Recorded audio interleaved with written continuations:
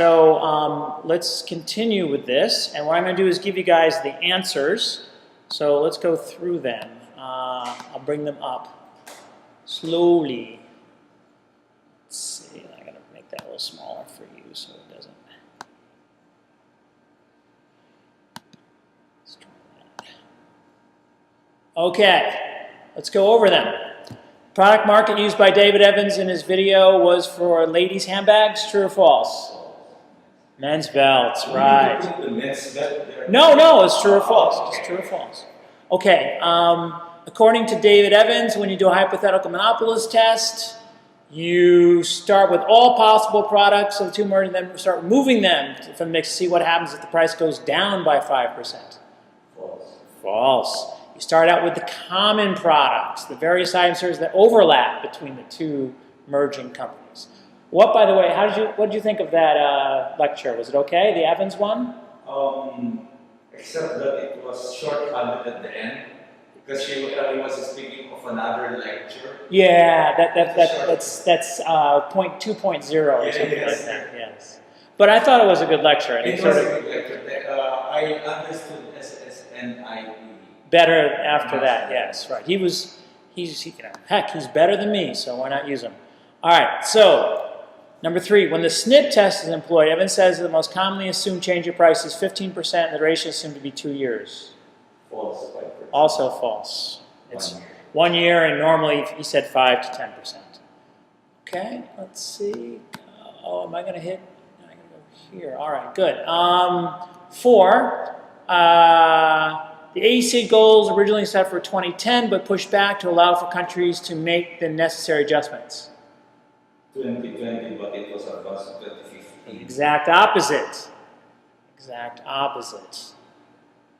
Okay. Now, fill in the blank. Professor Levmore describes prices as what? Sure. Really? You guys couldn't get that one? I remember hearing like the prices should be messengers for when to buy and when not to buy. So we have 4 choices here. Messengers? Messengers is correct. That's what I can recall. I'm not sure. No, that's it. Messengers is correct. In Professor Levmore's big air scenario, the monopolist airline, without the ability to discriminate on prices, was able to maximize its profit with which of the following sales strategies? Which one? Number 2, 2,000 seats at 300 per week. You think that? Nope. Sir. It's number 3. Sir. Number 3. The first, and we'll talk about why that's so.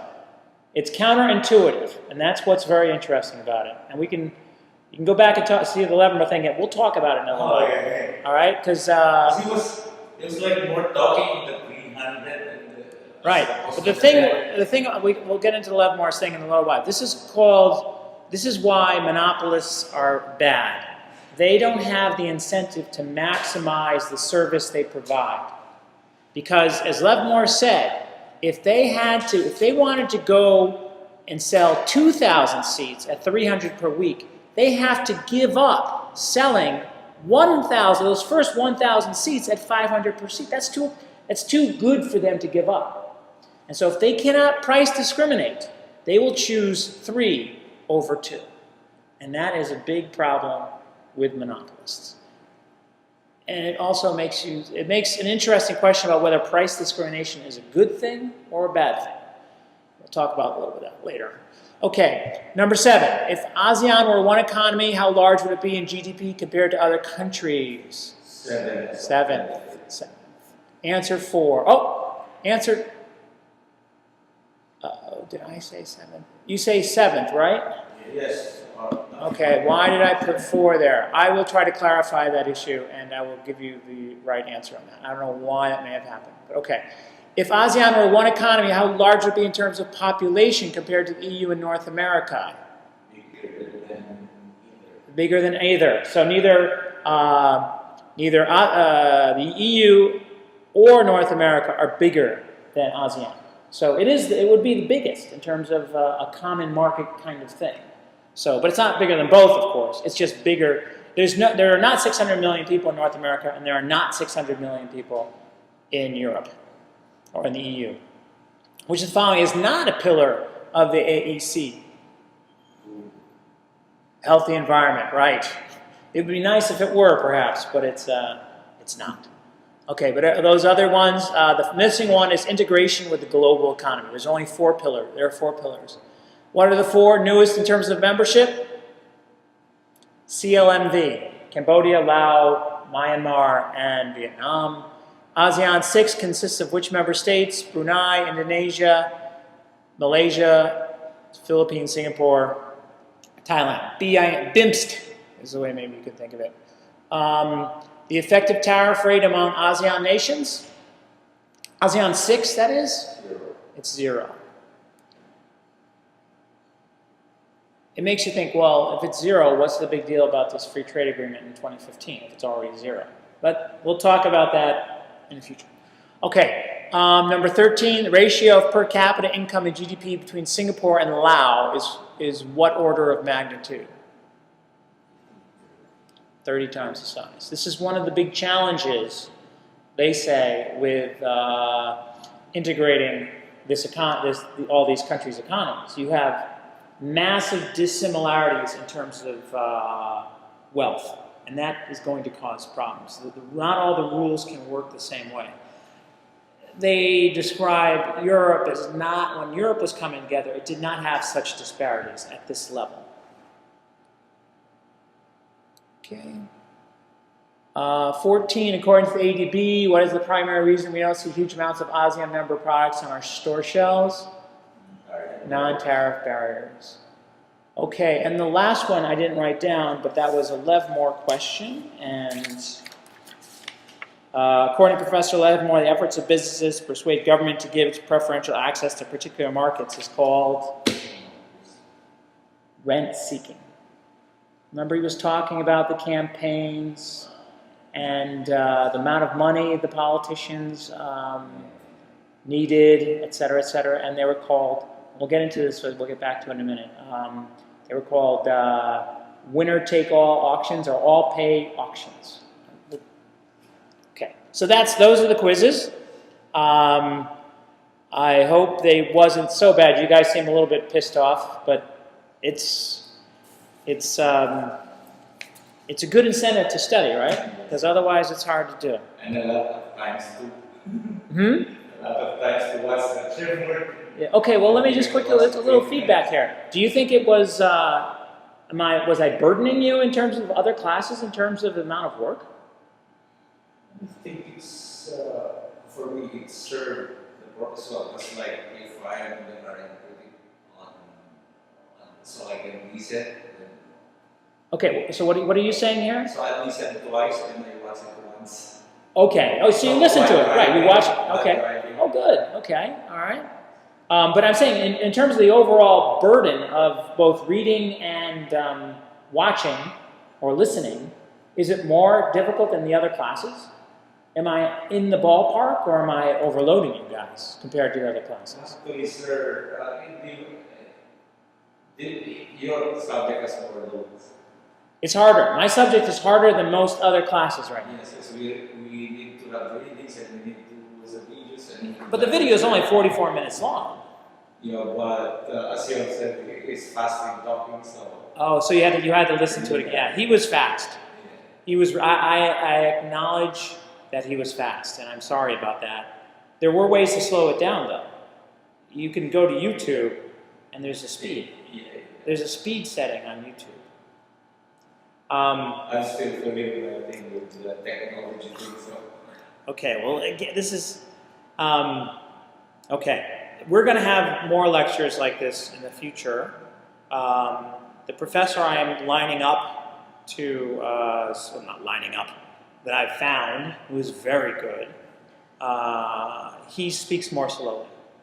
So we'll be okay. It'll be, in that sense, it won't be as challenging, though he may not be as dynamic as Levmore was. The lecture won't be as dynamic as the Levmore lecture.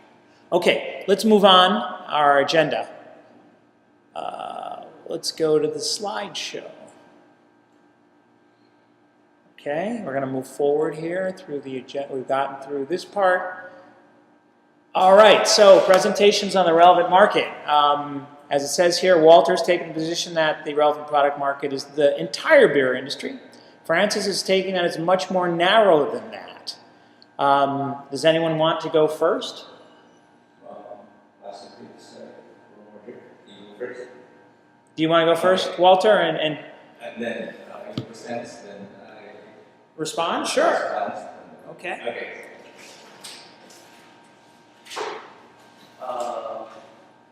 As to Before we go any farther, can we stop for a second? Do we need to have that AC on? Do you hear the AC? The AC? It's going to wreck the sound of this thing. Yeah. Can you turn that off? Yes. Because it's not hot. It's not hot. It's one of the few days we don't need AC. Okay. I think it'll make it better. If you guys want to listen to this again, it'll make it much better. So long as I'm recording it. I'm hoping I recorded it. But if I don't record it, I will record it again on my own. And you'll still have it up. So no matter what happens, you will have this class a second time. Okay. All right, so let's, I won't have your presentations though. So this is a nice thing to capture if we can capture it. All right, so Walter, do you want me to go ahead and explain why you think it's the entire beer industry? I'm on the affirmative side that something should take over the craft beer. As an introduction, any business offering goods and services exists to satisfy the needs of customers. And merging and acquisition does not mean monopoly and does not limit competition.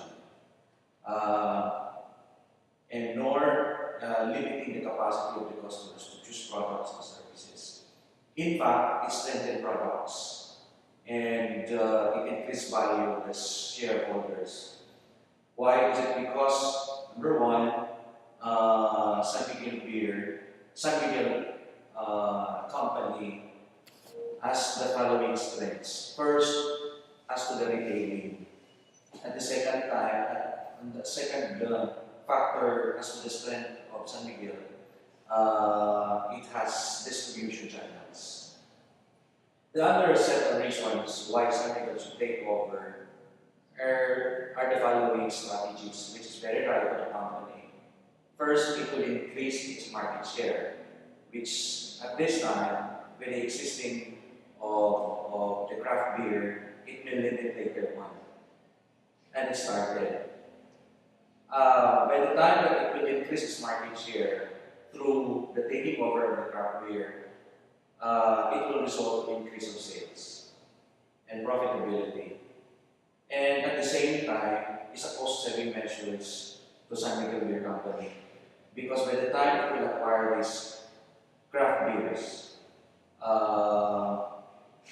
they will also acquire management talents and capabilities.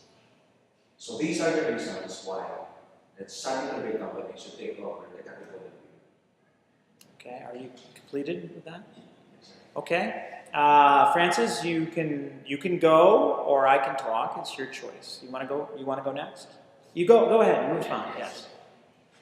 I'm tasked to take the position that the relevant market is not the entire beer industry. It is, in fact, a smaller segment.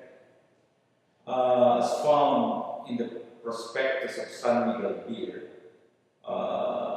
which was an excerpt of the prospectus, it says that the closest to the craft beer is the super premium beer, which San Miguel Super Dry, Cerveza Nectar, priced at around 30 pesos. While a craft beer at an average is priced at 180 pesos based on Savior Beer in Baguio pricing. You did some research on your own there? Did you go up to... I don't no longer drink. I just asked the fellow, Okay. what was this about? Because I never knew that. It's a new thing. So if we include the total beer industry as the relevant product market, then we do not distinguish between economic brands, standard brands, premium brands, and super premium brands, and the craft beer of late. Mhm. We don't even include the competition, perceived competition, such as those produced by Asian Brewery, Mhm. which includes of late the Tanduay Ice, the Boracay Rum, which is similarly close. It may not be as ingredient filled like a craft beer, but it's similarly close and it tastes indifferent. Okay. Taste as well. So you're saying, just to clarify here, you're saying that craft beer might be in a segment that includes things like rum or does not? As far as the ingredients is concerned, it does not. But as far as competition, I can perceive that it is a competition of the craft beer because of this rum or the Tanduay Ice, which tastes as about the same price at a much lower price rather than 180 per bottle. Okay. Besides, we have 7,100 islands more or less. So if we include the total beer industry, we have preferences. 30% of the marketing of SME as per prospectus is in Metro Manila. In the craft beer industry, it's only a selected area. As admitted by proponents of the craft industry, somewhere in the bow, where they put up a fat poly beer, does not, while it is being carried by pubs, does not make sales well.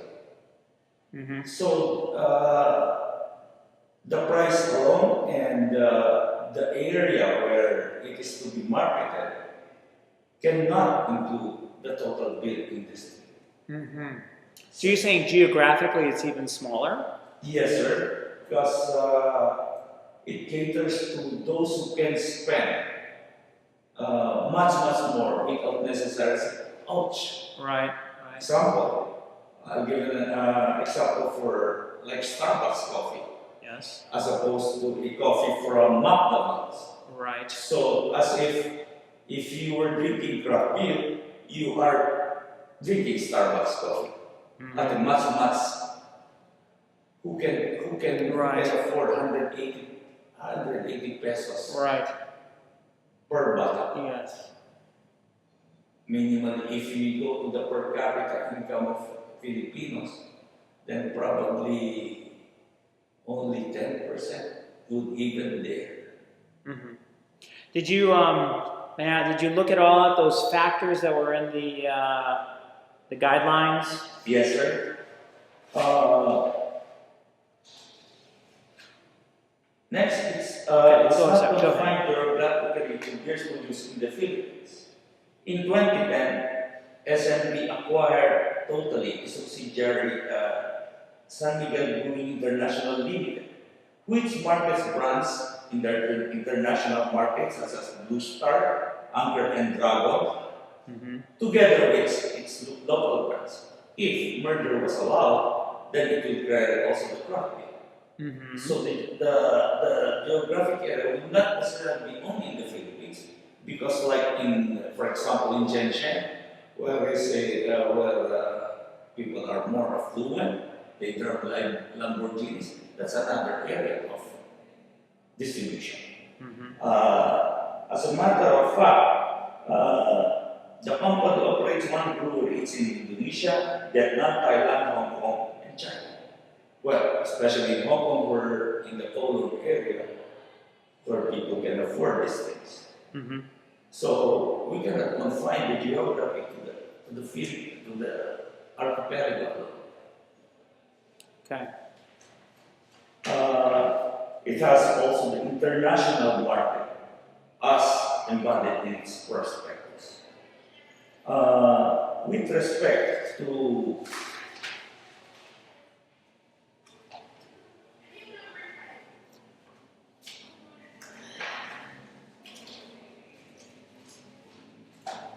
we cannot even apply the hypothetical monopolist test, which is the trend nowadays in mergers and consolidations.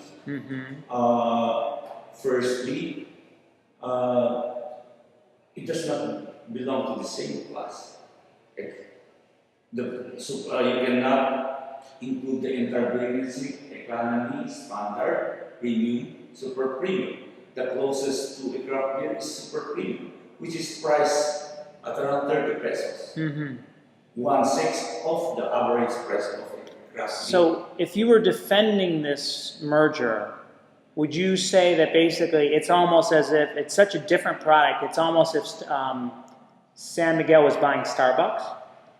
Something to that effect, sir. Okay, interesting. All right. So it will be more, if we apply the Sherman's Act, then certainly there will no longer be competition. It would not be a competition, or would be competition? It will be a monopoly. Where will it be a monopoly? I'm trying to understand your point. It has all kinds of brands. Yes. The last brand, which is the super high end, which is the craft beer, it has from the low end. As per prospectus and admittedly as per 90%, S&B controls 90%. Okay. So with the high end, it will be controlling around 95%, at least of the market. Look, what's the market though? Oh, The Katipunan or the craft beer market, or is the relevant market all the beer market? no, only the craft beer. Okay, but Katipunan is one of many craft beers out there. Yes, that's one thing where you cannot use this. And we agree that we only include Katipunan beer. Well, I just said they're buying only Katipunan. The Yes, idea is they're buying only Katipunan. Katipunan beer. But, okay, we'll continue. Using Dan Evans' lecture, however, we must include the other craft beers too. Yes. To determine whether or not the 5% small but significant increase in profit would be attainable and within a non-transitive period of at least a year. Okay. However, we cannot do that just as that. For example, Savory Beer is based in Baguio. Yes, it caters to Baguio people and tourists. Baguio is a tourist spot. But it doesn't, yeah.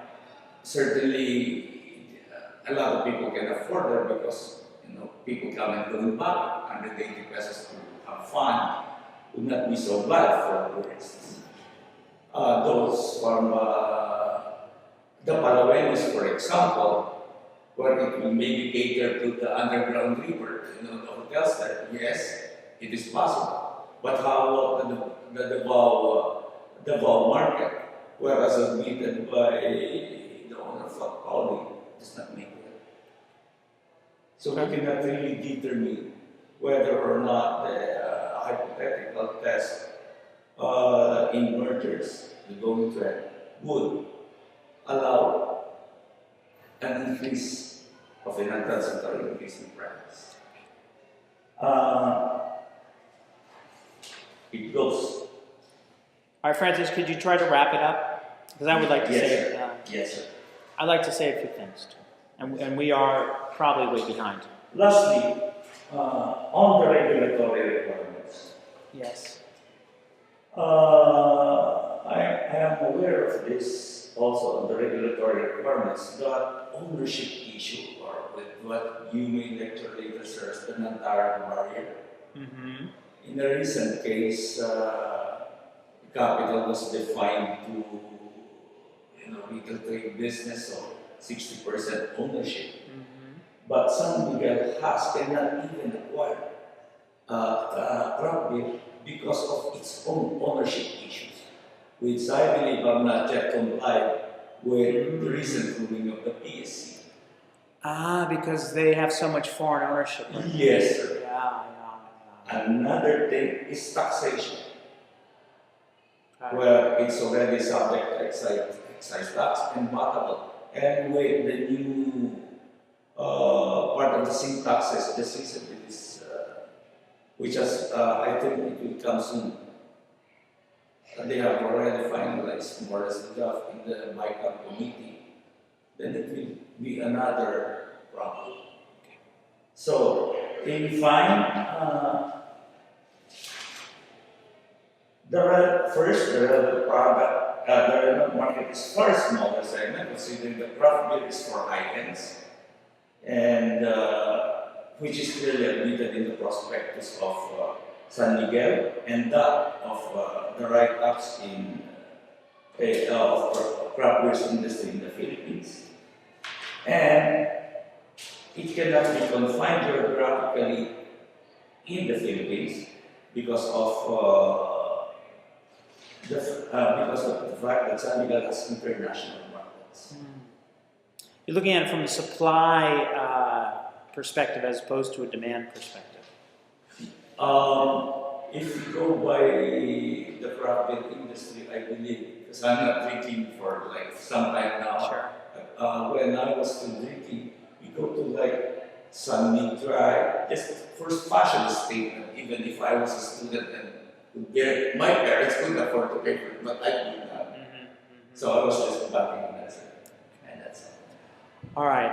Let me respond or react to these things. Walter, while I liked what you were saying, and you said it very well, it seemed to be a little bit off the mark or wide of the mark in terms of the concepts I wanted you to play with. You spent a lot of time talking about shareholder value. You talked about raising the profits of the company. And what's really important in competition policy is not necessarily the profitability of a particular company.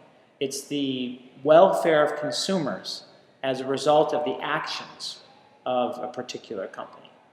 And it almost sounded like you were an investment banker trying to argue to the board of San Miguel that it should make this thing, as opposed to, say, a lawyer defending the position of San Miguel in front of, say, the new competition authority, or just say the competition authority at the Department of Justice, and saying, you know, look, we're not going to be hurting, this is no conspiracy against trade in any way, shape, or form. Consumers are not going to be hurt, or they will be hurt, you know, depending on what position you want to take.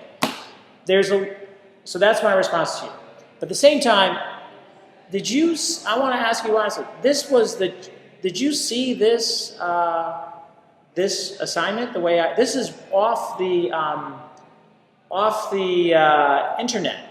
I took this off of the internet, off of our system, the Edmondo system. I sent out a notice saying, this is exactly what I want you guys to do. Did you read that? Because it seems like you... Craft brewing for the new trend. Right, but there was this, I will show you later on. I sent out a notice that you guys should have all gotten. Did you see where it said I wanted you to do this and I wanted you to do that? You did not see that? Or did you see that? You saw it, sir. You saw it. I did not reply. I'm sorry. No, it's okay. It's okay. It's okay. But I'm saying the way you did your presentation makes it almost sound like, Walter, that you did not even read that. Because you were talking about something completely different than what I wanted you to talk about. Yes, sir. Okay. Well, we need to make sure our communications are going right, because the way the system we're doing right now is I post things on the central site, and then it's supposed to go to you. Or there should be a notice to you. There's been a message sent. You get that, right? Do you get those? Yes, but this is my first time using the Edmondo. Right, but you know what I'm talking about in terms of the message, right? That you when I send things to you, you then get them. When I send things to the system, I post something on the system, it's posted back, right? I mean, you see it as an email or something saying to you, it's Yes, come sir. through. There is this, I click on the site, it's notification, so I'll be notified. Right, okay. Now, are you being notified? That makes me nervous that you're not being notified of postings. I believe yes. Yes. Okay. Well, somehow you missed this because I made it clear. And I will show you in the email. I will make sure that we get this straightened out over the next week because it's important that we make sure we do this right. Okay. All right.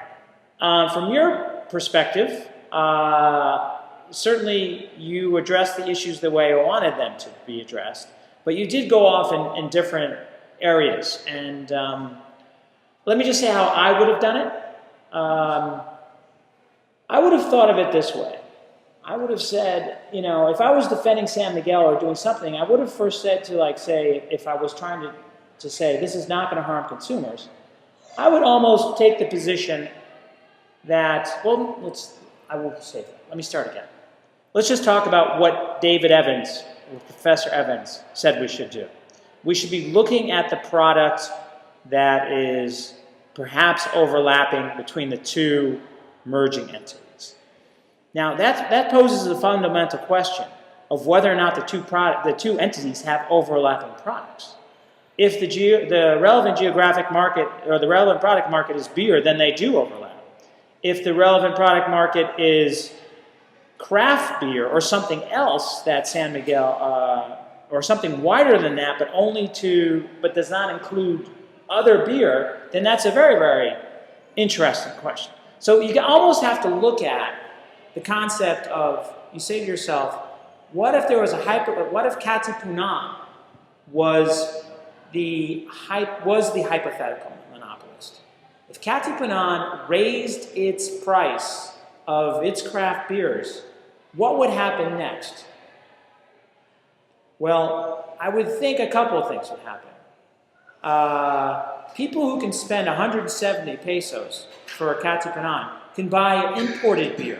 They can buy a Heineken or a Guinness or a Stella Artois or something called Hogarth. There's on the shelves these days, you do find more imported beers that are expensive, that have the nice, brand, the snob appeal that you're kind of discussing. So you got to think, first of all, is it just craft beer or is it super hybrid beer? And then another question is, at 170, somebody's buying craft beer and they're not going to buy many of them. Is a glass of wine perhaps in the same category? So, I would say, one of the nice things about beer is it's relatively cheap compared to a glass of wine, for the most part. You get more, stuff to drink than you do with a glass of wine or, a mixed drink. So, but with craft beers, they're so expensive that you might think, you could argue, that the product market goes beyond beer, beyond craft beer, and can go to other types of high-end alcohol, such as wine, or say Jack Daniels or something to that effect. So I was hoping that you guys would sort of try to stretch or not stretch the choices that consumers might have when they sit down at a bar or at a restaurant and say, what am I going to have? I have a lot of money to spend tonight. I want to impress my friends. I'm going to buy, Katipunan, it's very expensive. Well, maybe I should go with wine. I can't believe they just raised the price. Now I'm going to drink a glass of wine instead. Those are the kinds of things I was hoping you'd be thinking about or trying to illustrate in terms of potential consumer preferences. And let's now go to geography. I liked how, Francis, how you were talking about the question of Katipunan is very limited in its areas, and then there's up in Baguio, there's, what do you call it? Savior. What's it called? Savior. Savior? Yeah. Okay, Xavier beer, X with an X or something. Yes. Xavier. Okay, good Jesuit saint. While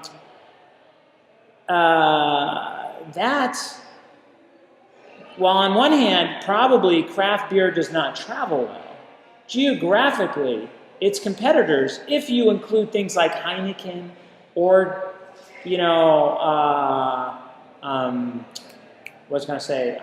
Guinness or Hogarten or Stella Artois or all these high, or even the craft beers from the United States that are making their way to the shelves. You could argue instead that even though from a production capacity, Katipunan can't produce outside this country, consumers of Katipunan have a wide range of choices, which include imports.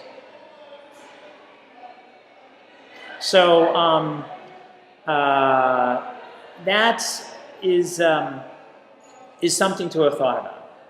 So probably the position I would have gone with, if I was like thinking about this, one way or another, I would have said the product market is probably wider than just beer. Than craft beer. It does not include low-end beer, and probably includes things like wine and mixed drinks. That's what I would have probably said.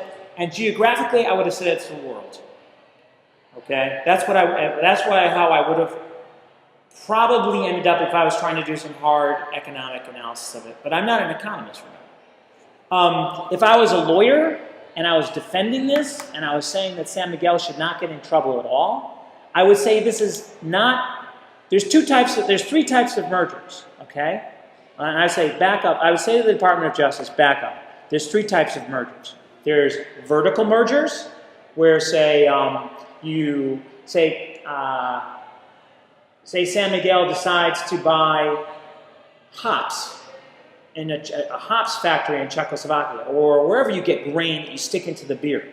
That would be a horizontal merger, up and down the distribution chain. That's a horizontal merger. Okay, that's a vertical merger. I'm getting it wrong. Vertical, up and down, up through the chain, all the way down to the bottom. Okay, what if they decided to buy a specialized delivery service that brings beer to people's houses? That would still be, they're integrating vertically, okay, up and down the supply chain. That's one thing. Another one is the horizontal merger. That's when you buy a competitor, okay? We know that's what we were talking about here, basically. Or there's another one, and it's called a, oh no, I just lost the term in my head.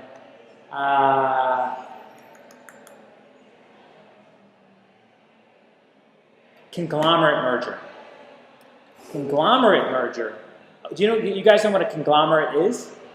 The phrase, a conglomerate is an enterprise that gets involved in lots of different things. I'd say your company is a conglomerate. SM is a conglomerate. They're involved in, Google is a conglomerate. And SM is clearly a conglomerate. Starbucks is probably not a conglomerate. Coca-Cola is not a conglomerate. They basically just do soft drinks. So what I'm trying to say is a conglomerate has one central management system and is involved in all different markets. And so what you're saying when there's a conglomerate merger, it's one company buying something out of its market. And so because there's no market overlap, there's nothing to be concerned about in terms of competition. Do you see what I'm saying?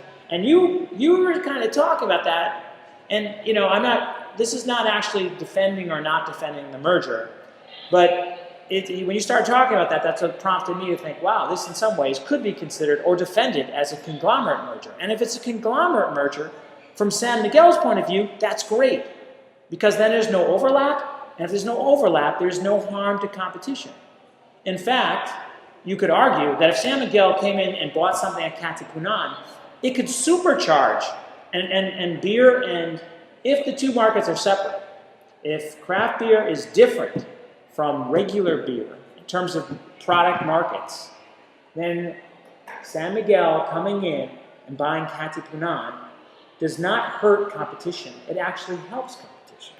Because suddenly, all these other competitors now, if they're really up their game, because now they know a big boy is in this game, and they're going to, maybe they'll screw it up, maybe they'll lose the texture, the taste, they'll turn it into a crappy beer that's not too different from the brands they have right now, but maybe they'll get some really good guys and do it right and get it distributed throughout the Philippines. Now that would be a good competition. Maybe they'll be able to bring the price down to 120, right? Expand the market. So they could do things like that. And so those are the kinds of arguments that would be good for San Miguel. On the other side, it's, I think, less convincing to argue, well, you know, they're going to come in, they're going to destroy this upstart competitor, they're going to monopolize a new market, et cetera, or Katabanan is a big player, and then, you know. I think it's harder to make those arguments. So, and that's why I tried to cast it this way instead of saying pro-merger or anti-merger. And I said you should be thinking just about the relevant markets. So, anyhow, that is that's our exercise. I will try to do something in terms of I'm feeling very generous. I'll try to write something up on what I just said, and it'll be up there for you guys to look at. Okay. Walter,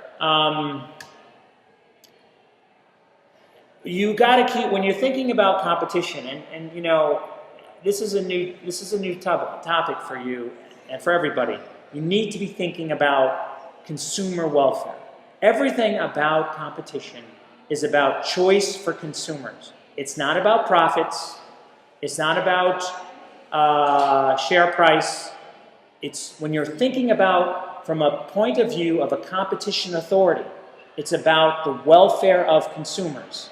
And the welfare of, in a competition authority's mind, if he's the right kind of competition authority, he is thinking that more choice is good. Okay? Let's just say this. Competitors hate competition. They absolutely hate it. Consumers love competition. Competition drives down share prices. Competition drives down profits. If you look at the profits of the oil companies right now, they're not very good. But for the consumers, it's a wonderful thing. Now, if there is a war in the Middle East or something like that, the price is going to go through the roof, and will go way up again to $100 a barrel, maybe more. The profits for oil companies will go up very high. They'll get their share prices will go up, but consumers will suffer. So what I'm trying to say is they're not the same thing. In fact, oftentimes they're very opposite. Somebody who is interested in competition wants companies to make as little profit as possible, just enough to keep them in business, and give consumers as many choices as possible. That's what a competition authority person likes to do, or likes to have happen. Of course, is the question, you want to give everybody the freedom to become like, say, a Microsoft and do as well as possible and become a monopolist. That's a very good thing. We should be allowing companies that kind of freedom to compete as hard as possible. And someone might win for a while, and we should give those guys the profits from winning. But eventually, as we see with Microsoft, they're no longer the only game in town. They have had their market share eroded over time by some very nimble competitors.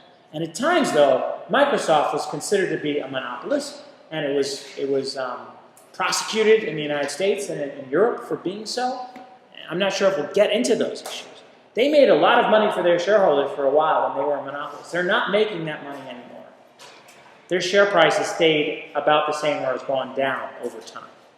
So I think I've made my point. Consumer welfare is different from shareholder welfare. And in fact, they're almost the exact opposite. I like to think about shareholder. I think shareholders' welfare should be protected. And I think consumer welfare should be protected. But sometimes they should be in attention with each other. The market should be in attention. Okay, let's move on. I've talked too long about this. All right, now let's go over Levmore's lecture. Saul Levmore was my corporate law professor back at the University of Virginia. That was over 25 years ago, and he was the most popular guy. We still talk, my classmates, my batchmates, and I still talk about him. He's gone on, he's left my school, he's gone on to the University of Chicago, dean, and the University of Chicago is probably considered one of the best law schools in the country. It certainly is the best law school for something called law and economics thinking. And I come from that, I have a bit of that background. So that's why when I hear Saul Levmore talk, it usually gets me very interested. And I was very happy to have found this. I wanted to share it with you guys. I shared it with you guys because One, he is trying to give you an introduction to economics. And I know you guys have not had as much economics as maybe you would like to have. Maybe you don't like economics at all, but I know lawyers tend to not think as much about economics as some people think they should. So I wanted to give you the perspective of a law professor who's talking about economics, okay? Now, Saul Levmore he used to be a comedian before he became a law professor. So, he's a very entertaining guy. And he wasn't really making too many jokes in this situation, but he tends to make people laugh a lot. But instead, what he does is he also is very creative. He comes up with a lot of different ideas. And so that's why I wanted to share his lecture with you guys. And I encourage you to think more about these concepts because they're very important for where we're going. And even though he was talking about the United States, the thing that I found so interesting about his lecture is that so much of it could be applied to the Philippines. Am I wrong? Did you see that stuff being applied or not? The rent-seeking stuff, the way. We'll get to it. Okay, let's not get to it in a second. I'll say it right now. Look at the end. He talked about how monopolies. What is the special skill of a monopoly? Do you remember what he said of what was the real skill of the monopoly? Was it the product or was it something else? You want to dance with governments. Exactly. And that's where this rent-seeking thing comes out. And when you become a monopolist, as much as it is to come up with the right products, it becomes just as important to dance with the government. And I think, that's the case in the United States. And, Saul Levmore was saying, well, this is a hard truth. This is something we don't talk about so much. But, in the Philippines, I think it's people are even more cynical about their government than they are in the United States. People, maybe it's this crowd I hang with or talk to, but people think that there's a lot of problems with the close relationship between companies and government in this country. And so when I heard Saul Levmore talk about these things in a very, very articulate way, I thought it was something worth sharing. So let's talk about this thing. What is this dead weight loss he was talking about? Can you guys remember what that was about? And it goes back to the example I gave you on the quiz. With the $50 per seat, the the $300 per seat, the $500 per seat, and the $5,000 per seat. Do you remember that? So, that's where I was confused with my answer. Because the way I understand that weight loss, especially with the market of Cebu Pacific, for example, the local market and Philippine Airlines. Cebu Pacific charges a lot lesser, but allows passengers only to carry baggages at a certain Yes, right. So there was a board meeting while I attended when that weight loss was discussed. Wherein yes, the Pacific can lower its price because the baggage is only on the minimum. Mm-hmm. So if they carry more passengers at a certain price without the baggages or lessened baggages and paid up with the baggage, extra weight of baggages, there would be a level of more or less on what I answered in the question, which is 300 for 2,000. Mm-hmm. So that's the Cebu Pacific thing. The way I analyzed this is my opinion. Right. Would do the 500 to 1,000 Okay. because they would have other perks like better services probably, Right. better food, like a flight to Taiwan for example, Cebu Pacific, you buy your food. Right. Something to that effect. So it's about the perks. Okay. Now I understand why my answer was wrong. Okay. Well, let's just go back to that answer where Saul Levmore was talking about the basic price, the cost per seat was $200 to fly someone from Boston to New York, okay? So the question was, if that's the price, where do they maximize their profit?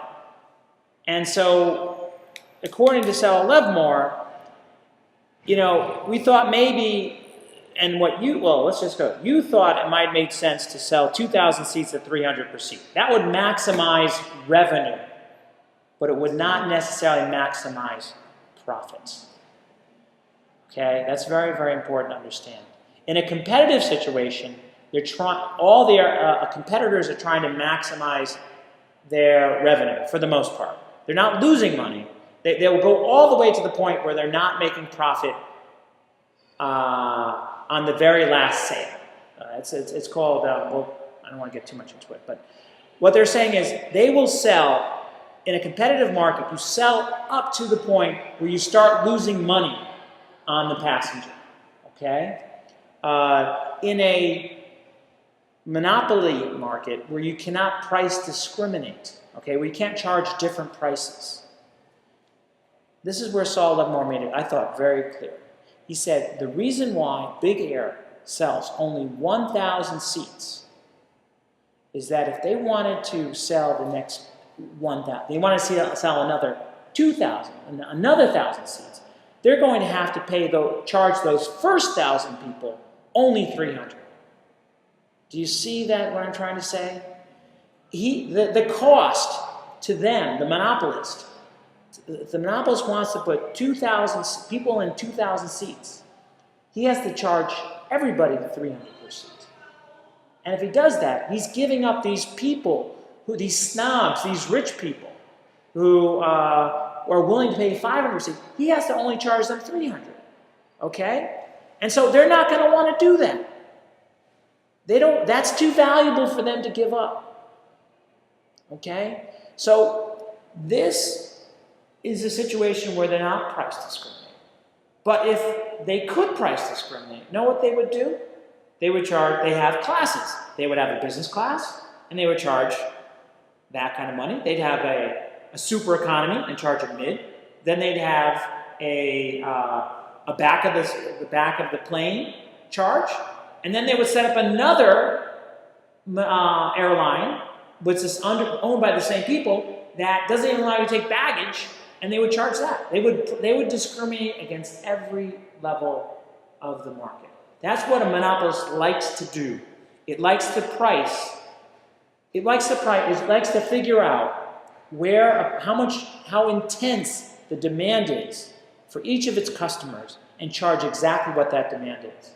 Now, could you give me an example of, say, the monopolist who owned Toy Story? Okay, we all know what Toy Story is, right? The movie Toy Story? Say Toy Story 3. There's theoretically only one Toy Story 3. Right? You could say that there's a market for all different types of movies. Let's just imagine you're the monopolist and Toy Story is the only entertainment in town. What do you do first? You go have it at high-paying theaters only. Special theaters that have maybe extra seats, etc., etc. You charge, you have special previews, and you charge $30 per person, okay? And in this, maybe in Metro Manila, you get some rich people with their kids who want to see this movie before anyone else, they'll pay it. Then you have the general distribution to all theaters. Then you have, maybe you allow it over the internet, or not over the internet, put it on DVD. Then you allow it over the internet, and then you allow people to rent it over the internet. You see what I'm saying is, you go down the market every time. And that's how it used to be before we got very complicated with media. It used to be first movies, then HBO, then regular TV. Those are 3 different price points for a particular product that sometimes can be considered a monopoly. You see what I'm saying? So they're price discriminating each of the times. They get the money from the people who really want to see the movie. Then they get the money from people who want to see the movie perhaps again or haven't had a chance to see it, but don't want to wait till it comes for free. And then they give it away for free. Or they're not giving it away for free. They're giving it for advertising. But you see what I'm saying? Yes. They've gone around and they've taken the most profit out of the first round, another profit out of the second round, and they're just moving right down the demand. They're pricing along the demand curve. As people want things, they charge high for people who want things a lot, and they charge very little for people don't want it so much. And that goes back to the idea of first class versus economy. Those are all that's price discrimination right there. Yes, they're giving more stuff, but what they're doing is they're identifying the customers who have the money, and they're charging them. And you can actually see it also in Meralco and the water people. There's all these lifeline rates. Isn't there something called lifeline tariffs, they call them, for certain customers? They're price discriminating. That's price discrimination, which is both a good and a bad thing. Saul Levmore talks about price discrimination as being sometimes good and sometimes bad. Price discrimination allows monopolists to make more money, but they also get rid of the dead weight loss problem. In our situation here, because only 1,000 seats were sold, those other 1,000 people were willing to pay $300 a seat. They couldn't go. They couldn't fly. That's the dead weight loss. That is the restriction in the output. I think I actually have a definition. Yes. A market inefficiency created when rational pricing reduces supply in order to maximize profit. Okay? So it's an important concept when you're talking about competition. All right. Let's talk about, I've already gone through it, but let's just see what I've written here. Increases profit, we've talked about that, but it also decreases the deadweight loss. It gets it out to more people. Monopolies, going back here, number 3, another point that Levmore talked about, and this is part of the dance between 3 and 4 are kind of the same. 3 and 4 monopolies, according to Levmore in general, are hard to maintain. As I said before, Microsoft was considered a big monopoly. It's no longer. 20 years before that, IBM was the only one who was making personal computers, PCs. They were considered to be a monopolist. They're not even in the business anymore.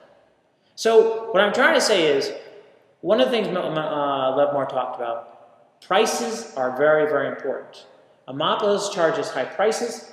It attracts new entrants. The messenger concept is saying, hey, come in, take advantage here. But if there are barriers to entry, who are blocking competitors, they can stay longer. And what they're saying here is, number 4, government plays a large role in creating and sustaining monopolies. Okay, and then the last one, rent seeking. That is when a business spends money to gain access to a market that can be monopolized. Okay. And he then described it as lobbying as part of a pay-all auction. What does that mean? What is the pay-all auction he was describing? Well, let's go this way. What's first an English auction that he was talking about? What's an English auction? A classic English auction. Okay, if there are 3 bidders, one bids 10, the other bids 12, the other bids 14. All of them pay, whoever, obviously the one bid 14 won, but everybody of them pay off the price. Everyone has to pay the amount they bid. That's what you're saying here. Everyone pays the amount they bid. Right. You know, I could do this between you guys. We could have an exercise right now where I say, I have a 100 peso note. Okay? I'm going to start the bidding at $1, 1 peso. But, and we could do this, 1 peso, but if I offer this, let's imagine we have an auction right now. I'm not going to do it, but imagine we have an auction. If it's an English auction, a regular auction, highest bidder wins. So I'm going to offer this for 1 peso. Who's going to take it? Will anyone buy this for 1 peso? Will you buy this 100 peso bill for 1 peso? Who's going to bid? Just imagine. You bid, right? Yes. You bid 2, 3, 4, 8, 12. You want to say, okay, so you get all the way to 100 or 99, and one of you might take it. Now, what happens if it's an all-pay auction? Okay. You start off at 3. Okay, go ahead and say it. 3. Just say it. 3. What do you say? Now remember, no matter what happens now, you have to pay 3. Whether you win or lose, you have to pay 3. You're going to give me 3. You have to give me 3. Yes, sir. So when you bid 4, I bid 5, I'm paying now 8, right? Exactly. So every time I bid, I pay the exact amount I bid on the bid. Plus the other person. The other person. Sorry, no, you have to pay. Not you, you pay. If you lose, you pay. That's a winner pay all, a pay all auction. You have to, so let's say it gets up to 70, you pay 70, you bid 70, and you had previously bid 69. Are you going to stop?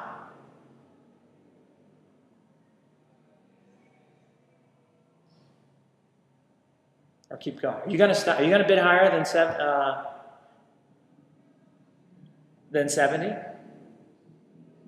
Okay, let's imagine right now. Let's imagine you're at 20, okay? You're at 20 for this. You just bid 19. You have to pay me 19 if you lose. You don't have to pay, you have to pay me 20. Yeah. What are you going to do? What's rational for you to do, Walter? You just going to lose and pay me 19? Yes. You'll just stop. Yes. Why? Maybe you can bid 23. And you get 100. That's a big payoff. That's 77 peso profit.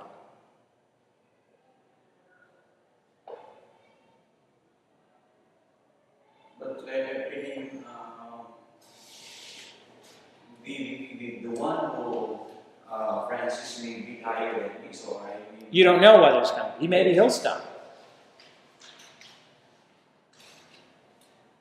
So you've sunk already 19 pesos into this little effort, and you're saying you're going to give up because it's better to just lose 19 and get out than to risk losing more. But right, because it could go all the way up to 99, and he'll bid the 100, and you have lost 99. But maybe you should bid 101. What happens if you bid 101 and you won? What would your net loss be at that point? I mean, if I bid 101 and I get the 100, you'll be losing 1. What if you bid 99 and you lost? What if he will bid for 100? But I'm just saying, what if you lost? If you're at 99 and you might lose this auction, your cost is going to be 99, correct? So why not bid 101? And suddenly you win at 101, and what do you get in terms of what's your loss then? Your loss has gone from 99 to 1 peso. You see what I'm saying? Yeah. This is what it's all about. I can have this auction go right now, and if you guys weren't really thinking about it, and like the way we're doing right now, you could pay up to 120, 130 pesos. This has been done in classrooms. You could find it on the internet, where someone takes a $20 bill in a classroom of smart kids and starts saying, auction time, but the rules are this. And it goes up to $20, $30. People auction off $20 bills for $30 under these types of rules.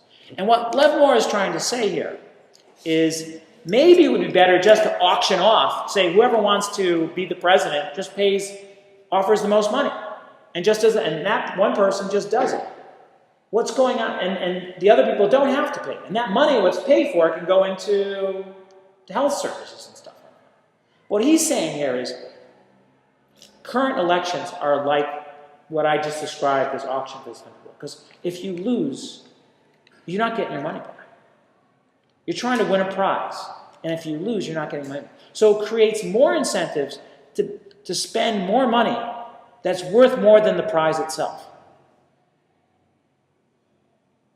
And so that's why huge amounts of money go into campaigns.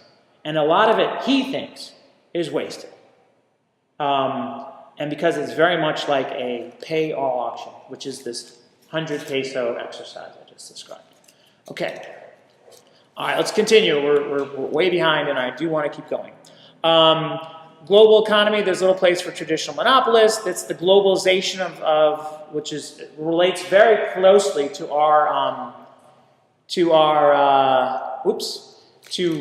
our topic here because everything is about trying to get rid of the monopolists, and globalization is one way you can do that. Okay? More competition means fewer monopolists, and this is what this class is about. Competition, integration, more competition. That's why I thought Levmore had something to say here. Global economy, prices become messengers about countries. He was talking about the way iPads get bought or made in different countries, and the way people decide where an iPad is going to be made. Maybe it's going to be made in China, another piece is going to be made in the Philippines, and it's going to be all put together and sold in the United States. Those are the things that are going, prices are now going across countries. He then talked and compared China and India. Do you remember that part right at the end? What was interesting to me, he's saying, I'm not too sure if I entirely got it, or he was entirely right, but he was trying to contrast China and India. And he said, unlike China, the Indian economy struggles to produce infrastructure, which sounds a lot like the Philippines. I mean, the way he described India, I thought it was the Philippines. He was saying, in India, prices and markets provide, for the most part, people what they need. Look at the buses. Look at schools. Look at people having to use drivers as opposed to, you have a driver because it's so you don't have parking lots part of the time. You have drivers because it's crazy to be in traffic all day. You can make more money on a weekend doing some extra work than you could you'd spend in traffic. So you get things like drivers. That's the free market is coming in and coming up with a solution for the infrastructure. And I think India and the Philippines are very similar to that. In China, and I'm not sure if it really stands true, he says it's a completely different model. And he says it's challenging all economists. Now the big question is whether China just might blow up very soon. China's facing some problems, and maybe they'll get through it. But it could also be a ticking time bomb. And we'll see what happens with China. But he's saying China is a new approach. And what they do there is they have individual cities are competing with each other for favors from the national government. I'm not sure if it's exactly right. But I just wanted to throw in there, especially the notion about China does infrastructure very well. India does not. China is not really all about prices. India is. And in some ways, China is doing better than India these days. But maybe not forever. And I'm trying to say is that the Philippines is a good example of an Indian-type market. Okay, let's move on. AEC Fundamentals. Do you want to take a break? 10-minute break, and we'll go. We go only till what time? 8:30? We have till 8:30, right? Yes. Okay. So let's take a 10-minute break, and we'll try to go through AEC Fundamentals, and we'll be done. Okay? 10-minute break. Okay, sir. I got 7:48 right now. Let's get back here at 7. Sorry, I have 7:38. Let's get back in 7:48. Okay. Yes, sir. All right.